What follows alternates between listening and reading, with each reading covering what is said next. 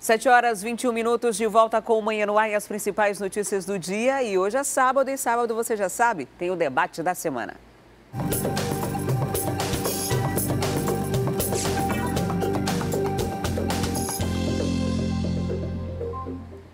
E a gente vai repercutir hoje o projeto de lei que deve ser votado na próxima terça-feira lá no Senado, que altera a lei de execução penal para obrigar os detentos a ressarcirem o Estado quanto às despesas de sua permanência dentro do sistema carcerário brasileiro.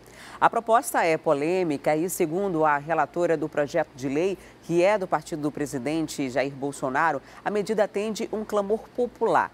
Para discutir o impacto positivo ou negativo dessa medida, caso ela venha a ser aprovada, a gente recebe aqui no estúdio do Manhã no Ar o capitão Alain, que é chefe da assessoria jurídica da SEAP, tem o Cândido Neto também, presidente da Abraquim, que é a Associação Brasileira de Advogados Criminalistas, e Gina Carla Sarquis, presidente da Comissão de Segurança da OAB. Sejam todos muito bem-vindos ao Manhã no Ar, é um prazer recebê-los aqui.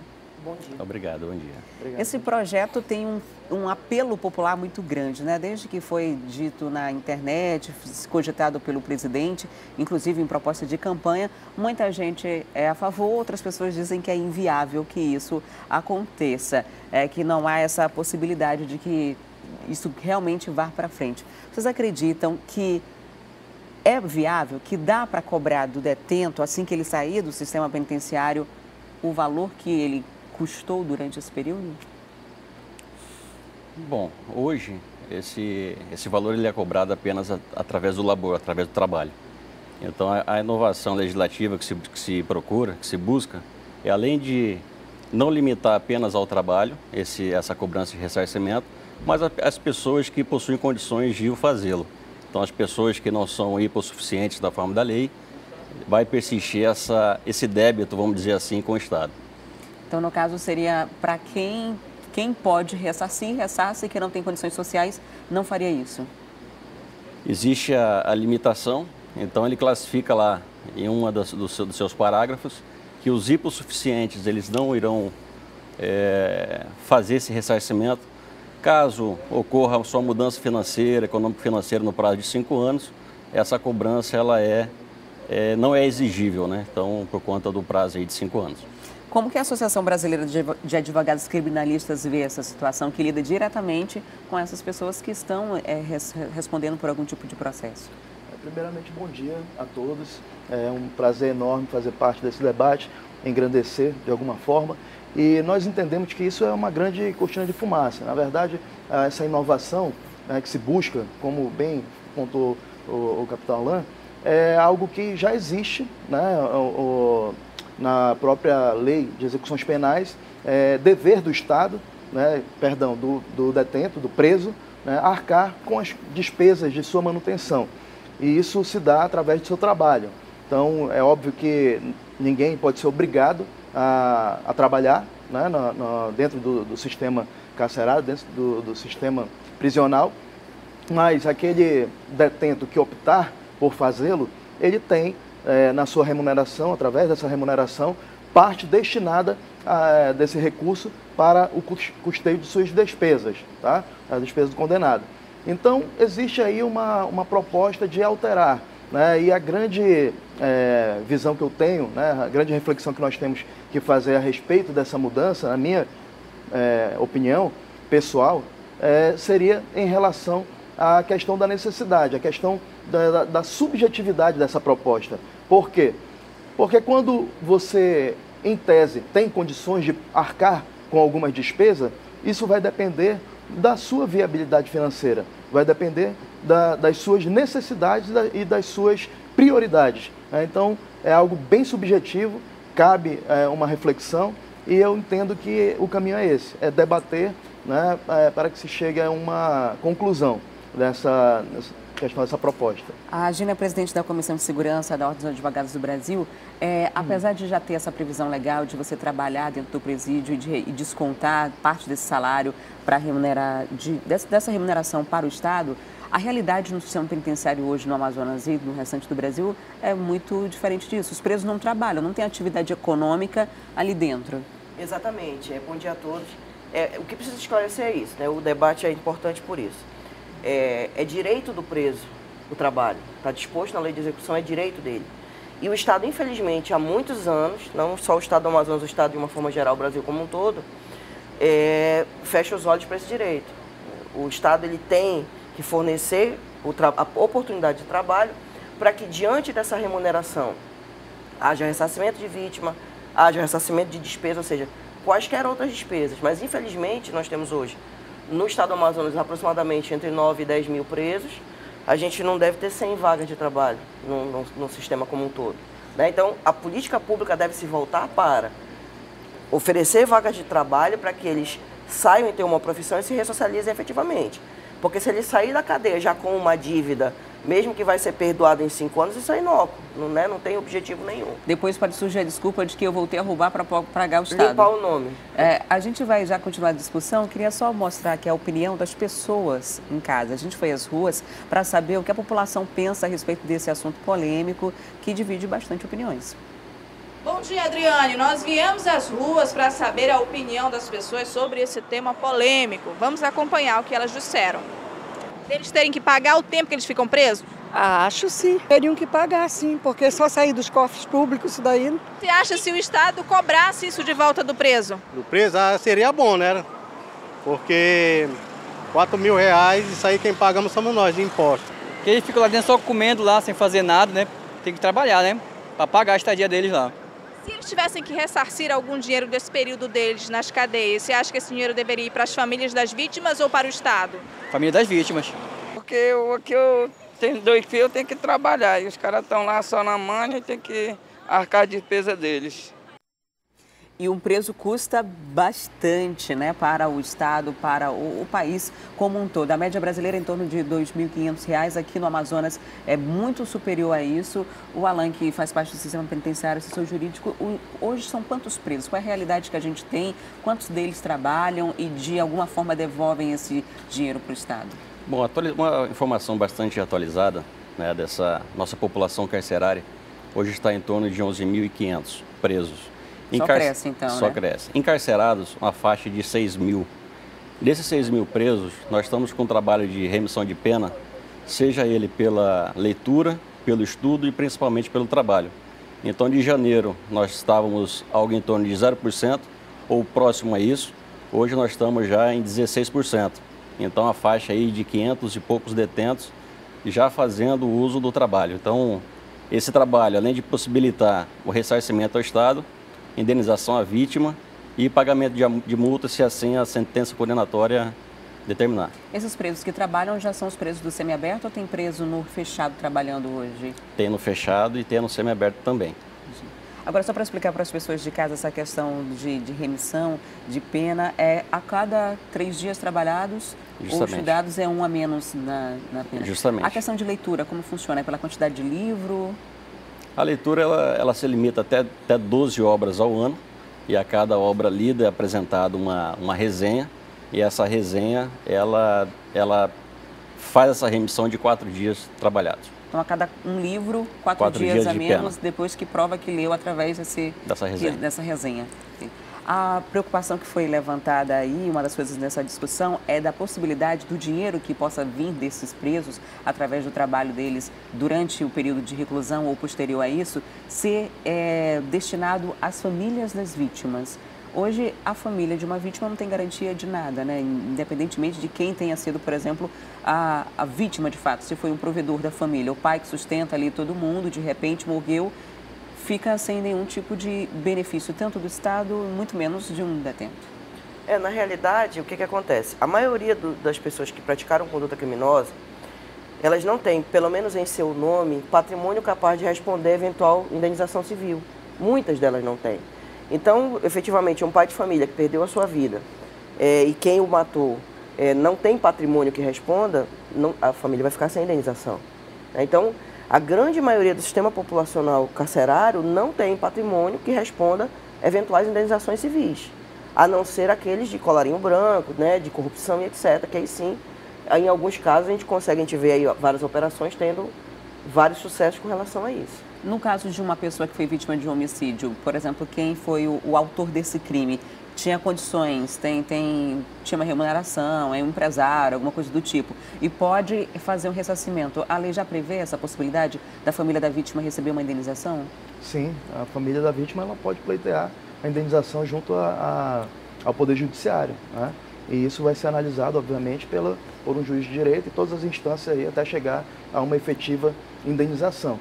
Agora, eu acredito que cabe aqui, né, e voltando aqui para a nossa discussão, ao nosso debate, eu penso que o que é importante refletir é a respeito dessa modificação, porque a intenção do legislador, nesse caso, é exatamente chegar a essas pessoas que a Gina acabou de falar, a esses criminosos que forem condenados aí, por crimes do colarinho branco, lavagem de dinheiro, ocultação, né, enfim, crimes de corrupção. Que não precisaria fazer alteração, porque já tem na lei isso. Exatamente. Então, o que nós entendemos é que essa reflexão é salutar, né, para o Estado Democrático de Direito, mas generalizar, né, fazer com que todo preso tenha obrigação de indenizar de forma indiscriminada, isso é perigoso. Cabe aí uma extensa reflexão, uma profunda reflexão nesse sentido. Como o capitão acabou de falar, o sistema carcerário ele é um caos, né? Então, políticas sérias de ressocialização, como, por exemplo, a questão da leitura ou do trabalho, né, que há pouco tempo atrás estava aí algo em torno de 0%, 0, alguma coisa por cento, e agora nós temos aí 16% de efetividade nessas questões de leitura, de remissão, né, pelo trabalho, enfim. Isso sim são políticas importantes para ressocialização. É isso que tem que ser levado em consideração. Ainda assim, a gente vê um índice de reincidência criminal muito grande, né? Essa semana, ou foi na semana passada, a gente noticiou um caso de um homem que foi liberto de manhã para semiaberto. 8 da manhã ele saiu, 10 horas ele foi preso por outro crime já. E isso, infelizmente, acontece por vários fatores sociais, entre outras questões. Muitos presos alegam que são obrigados a voltar a roubar, a levar dinheiro para a penitenciária quando entram no sistema semiaberto pelas facções, pelos xerifes que atuam dentro das unidades, infelizmente. Mas, diante desse cenário, cobrar dessa pessoa que já sai com uma dívida, às vezes, interna ali, daquele mundo do crime, seria algo que poderia ser prejudicial? Você que lida diretamente com essas pessoas que acabam voltando para o sistema penitenciário porque não saíram do mundo do crime. É um universo que é muito fácil de se entrar, mas é muito difícil de se sair, geralmente, né? Depois que você entra dentro desse universo criminoso mesmo, de se associar a outras pessoas que também já estão ali. Justamente. O índice de recidência é grande, mas ela se dá por conta da política que se faz pelo sistema penitenciário. Então, apenas prender, a gente já verificou, já restou comprovado, Brasil afora, que não é o ideal. Então, eu tenho que oportunizar uma ressocialização através de um ofício, através de um novo treinamento, de uma profissionalização que lhe garantirá uma outra oportunidade. Em relação ao débito que será gerado para ressarcimento ao Estado, é um fator a se discutir. Então, a norma ela não é perfeita. Ela foi adiada, o julgamento agora para dia 9, então ele vai a plenário para votação e talvez mereça aí uma reflexão maior, aperfeiçoamento dela, ouvir mais as pessoas envolvidas para que ela possa ser aprimorada. Estava previsto, inclusive, essa votação para acontecer nessa semana. Houve toda uma polêmica. Vários parlamentares pediram para revisar o projeto, para verificar as emendas que podem ser apresentadas, para entender um pouco melhor. Então, ele foi tirado de pauta e deve ser votado agora na próxima terça-feira, para ter um parecer já no Congresso Nacional em relação a isso. Há alguma sensação de que esse projeto seria mais uma prestação de contas ali do que foi prometido, dos discursos ditos até então, do que de fato uma efetividade de mudança de lei, de mudança das coisas que já são previstas na própria Constituição e no Código de Processo Penal? Exato, Adriane. Na realidade, assim, e uma outra coisa que me preocupa, a alteração legislativa inclui preso provisório para pagar a despesa. E presos provisórios, como a gente sabe, são presos que estão encarcerados, que ainda não têm contra si nenhuma sentença penal condenatória que transitou em julgado. Ou seja, vai se cobrar do preso a manutenção dele dentro do sistema e depois, se eventualmente ele for absolvido, se devolve isso para ele. Isso é um transtorno. Né? Agora, o que o doutor Cândido disse é muito factual. Não se pode fechar os olhos para o sistema penitenciário que nós temos hoje. Ou seja, sem trabalho, sem estudo, superpopulação, isso é óbvio que a reincidência vai ser enorme. Então nós temos que trabalhar e esclarecer a população isso.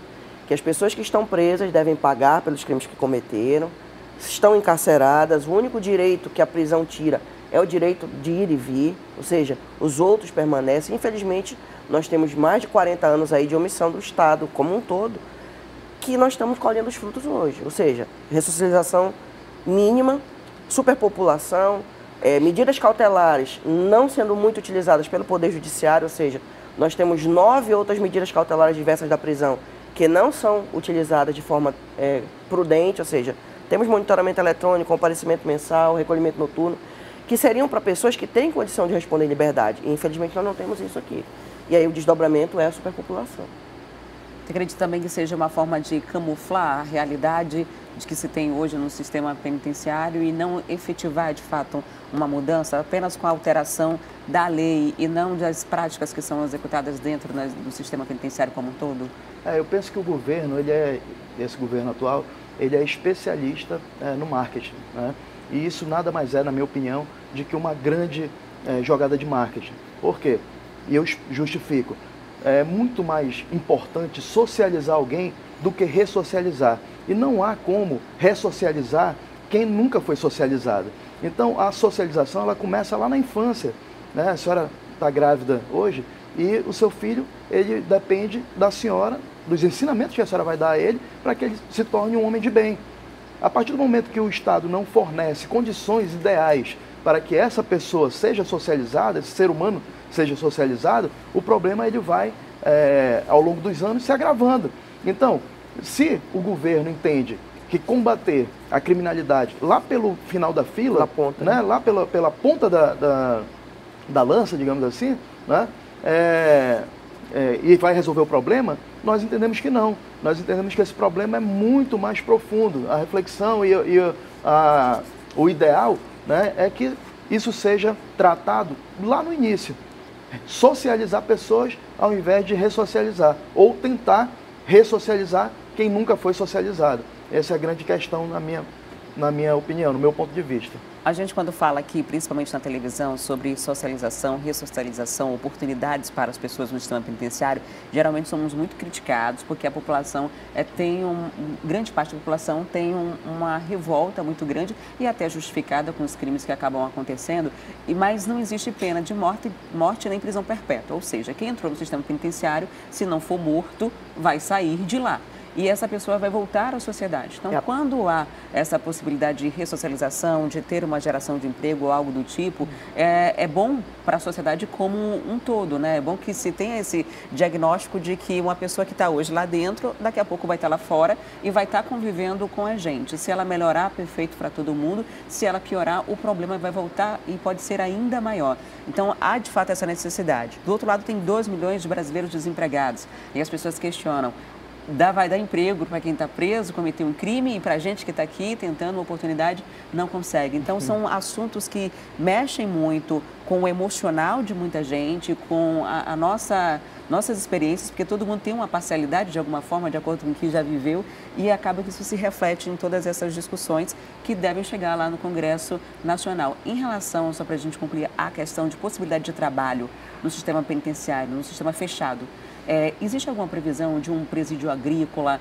de algo que seja voltado para gerar mão de obra dentro do sistema penitenciário? Em alguns estados tem, por exemplo, linhas de produção que são feitas na indústria específicas para essas pessoas, né? Que vão e voltam todos os dias para trabalhar ali ou são instaladas dentro do próprio sistema penitenciário. Fabricação de bola de futebol, entre outras coisas. Tem algo previsto para os próximos anos ou é algo que ainda está sendo discutido para dar essa oportunidade ainda? Bom, Adriana, tem sim. Inclusive nós estamos já com a panificação dentro do Compagem, já na fase de treinamentos. Então essa panificadora, ela vai, além de atender o sistema, nessa primeira fase, na segunda fase atender outros órgãos, SEDUC, outras secretarias. Então, oportunizar um novo ofício ao preso através de treinamento. Estamos também em parceria com a Polícia Militar, a reforma dos quartéis, já utilizando a mão de obra do preso. Nós temos já em fases avançadas de tratativas um convênio com uma empresa de tecelagem, também de forma que dê essa oportunidade de aprendizado e de uma profissão de fato, né? Ao sair da unidade prisional, ele tem uma profissão que ele não venha a reincidir, então a voltar novamente para o sistema. Muito obrigada por sua participação aqui, pela participação de todos vocês. É uma discussão ainda que só aqui já dá para perceber que tem muito a ser discutido. Imagina lá no Congresso, que é onde diretamente pode ter essa alteração de lei, está previsto para ser votada agora na terça-feira. Muito obrigada ao Alain pela participação, à Gina também e ao Cândido pela vinda aqui no Manhã no Ar, nessa manhã de sábado, para esclarecer as pessoas sobre esse projeto de lei que ainda está em discussão e deve ser votado na terça. Obrigada. Okay, obrigado. Muito obrigado. Obrigado. E olha só, também está previsto para essa terça-feira, o plenário da Câmara dos Deputados começa a discutir o relatório da reforma da Previdência. E segundo o presidente da Casa, Rodrigo Maia, a matéria deve ser votada antes do dia 18, quando tem início ao recesso parlamentar. O relatório aprovado pelo Senado essa semana, numa comissão, na verdade, pela Câmara, uma comissão de deputados prevê a mudança de aposentadoria de pequenos produtores e trabalhadores rurais no pagamento de benefício de prestação continuada, o BPC, e na poupança individual. Essa discussão também vai gerar bastante polêmica e vai render bastante tempo, porque ela não termina agora. Foi aprovado só o texto inicial da reforma, ela vai ser votada em 2 turnos, tanto na Câmara quanto no Senado. Se tiver alteração em uma dessas casas, volta a ser discutido novamente, mas é uma prioridade do governo federal conseguir essa aprovação o quanto antes, e a previsão da presidência e do ministro da Economia é que isso aconteça ainda este ano. E agora a gente faz uma pausa para o intervalo e daqui a pouco a gente volta para falar da final da Copa América. Qual é o seu palpite, hein? Brasil e Peru. Tem ainda as informações sobre a programação do Dia de Cooperar, que oferece hoje vários serviços na Arena da Amazônia. A gente vai trazer essas dicas para você daqui a pouquinho. Então não saia daí, que eu volto já já.